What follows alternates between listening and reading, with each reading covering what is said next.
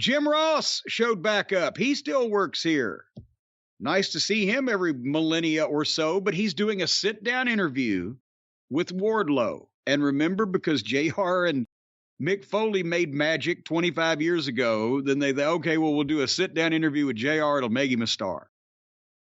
Problem was, I don't know if you specifically paid a close enough attention to notice, or you just thought that Wardlow can't tell a story in a clear and concise manner. I think, but the editing of this brought to light that Wardlow couldn't tell a story in a clear and concise manner.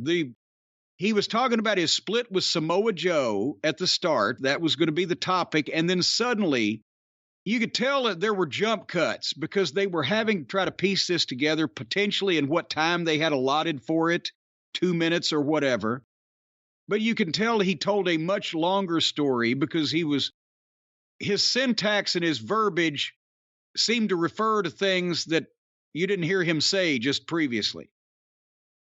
But it was a story about his father having cancer just as he started in wrestling. So he grew out his beard and his hair in honor of his father because his father would have lost the hair because of cancer. And then when Joe cut his hair off, that took that away from him, that connection with his father. And Joe knew the story. And Joe knew the story because they'd been partners. There's a good story in there somewhere. But apparently neither Wardlow could tell it succinctly, nor they had time to give him enough multiple takes to do that, or it was a rush editing job, or they edited it in a mix master, because the whole thing needed work. It wasn't clear and concise as it should have been. The point was, if you were trying to follow it, you may have got the point, but also Wardlow needs work on his speaking, and he tried to finish strong by looking directly at the camera, as we mentioned people should when they're talking. But in this case, it was the delivery and the tone he was forcing. It looked stagey. And really, JR asked the opening question, and then it was just sitting there staring at him. There was no back and forth interplay. There was a glimmer of a story in there, but it needs a lot of work, and it still doesn't explain past the point that Darby Allin had to win in his hometown, why the whole thing. If Joe scalped me and took away the connection with my dead father who died of cancer, and I grew that hair in his memory, if that was going to be the story, how the fuck did Darby Allin sneak in the next week and beat the fucking heel for his belt for the next 4 weeks? Help me. I thought he was too warm and happy during parts of the story, especially considering how he tried to turn the switch at the very end. A lot of people really like this. I think similar to what I think you're saying, I like the concept and I like where the story could be, but I didn't like the way this was produced.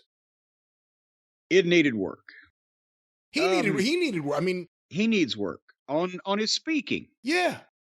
And that's not a horrible thing because they've never let it. He's been there 3 years now. He's barely done any of it. Again, this is all they're trying to do stuff with guys now that you're already used to.